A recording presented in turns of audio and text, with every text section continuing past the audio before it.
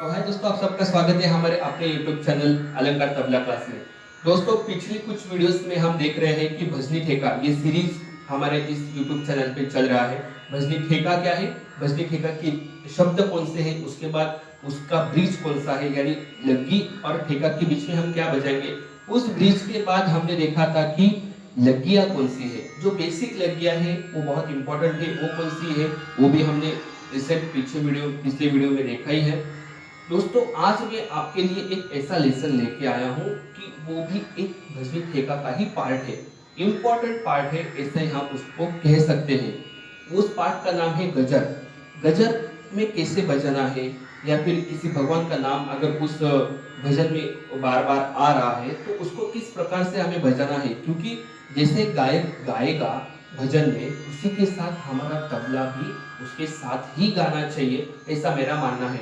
तो वो लेसन कौन सा है, वो गजर कौन सा है, वो सारी चीजें आज हम देखने वाले हैं।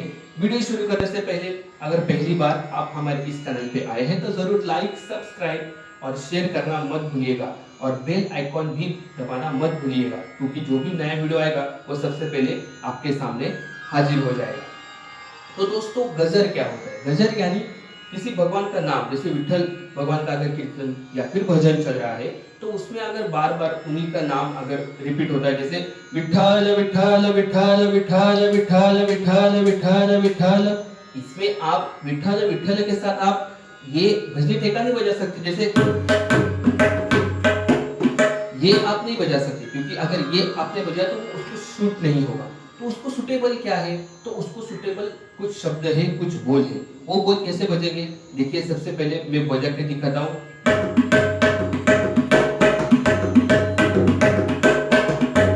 ये वो बोल है। अब ये बोल उसके साथ कैसे बजेंगे, उसके साथ भी बजना बहुत जरूरी है। तो वो बोल कैसे बजेंगे, देखिए विठल विठल विठल विठल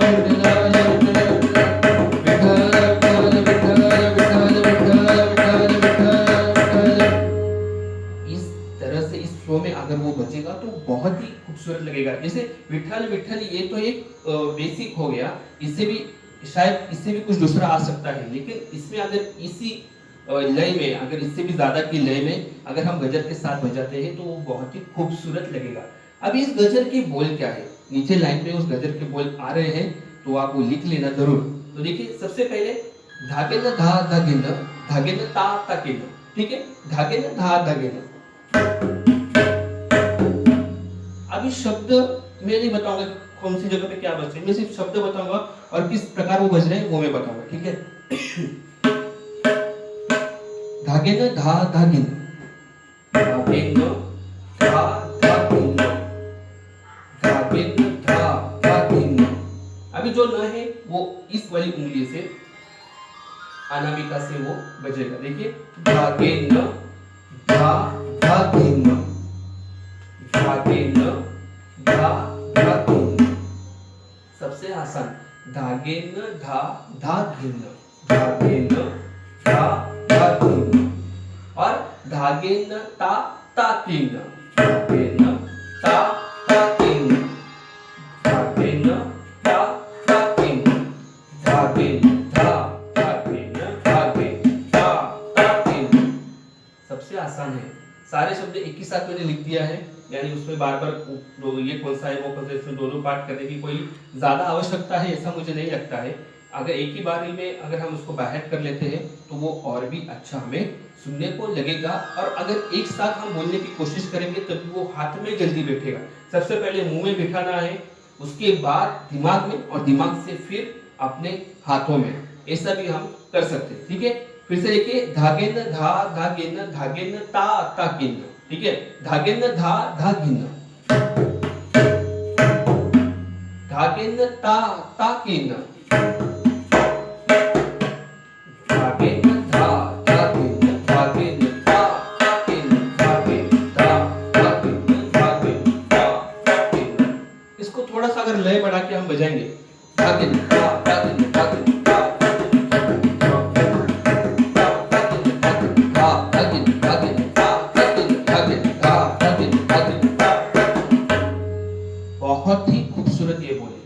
बजाओगे तो गाने वाला भी खुश हो जाएगा, क्योंकि हमें साथ संगत करना है, हमें उस गाने के आगे नहीं जाना है, ना गाने के पीछे जाना है, हमें गाने के साथ साथ चलना है। उसी का नाम है साथ संगत।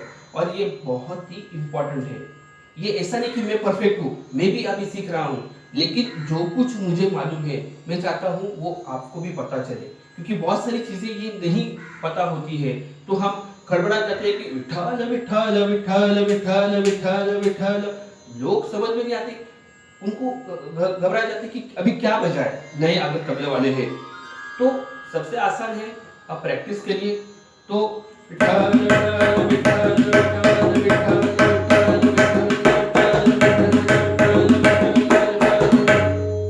हो गया। इसमें कोई बड़ी बात नहीं, आपको सिर्फ बड़ी बात यही है कि आपको इसका रियाज करना है। धागे धा धागे धागे ता ताके धागे धा धागे धागे ता ताके धा। सबसे आसान है। बहुत सारे गानों में भी इसका इस्तेमाल है, बहुत सारे जो गजल है इसमें इसका इस्तेमाल ही है, ये खास उसी का ही है।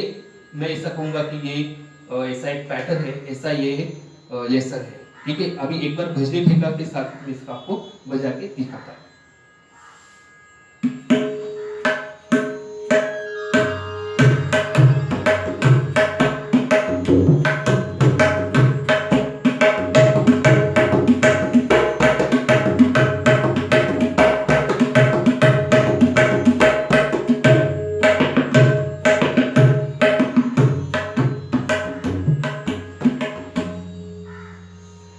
समझ में आया आपको?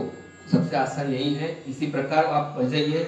मैं आशा करता हूँ आज का वीडियो आपको बहुत पसंद आया होगा, ये आपको जरूर हेल्पफुल होगा, ऐसे मैं आशा करता हूँ, और हेल्पफुल ही है। जो भी कमेंट है आप कमेंट बॉक्स में लिखिए। आपको जो कुछ नया सीखना है, कौन से गाने का बोल आपको सीखना है, कमेंट बॉक्स हमारा 24 आवर्स खुला है, आप उसमें कमेंट करिए। लाइक, सब्सक्राइब और शेयर करना मत भूलिए। धन्यवाद।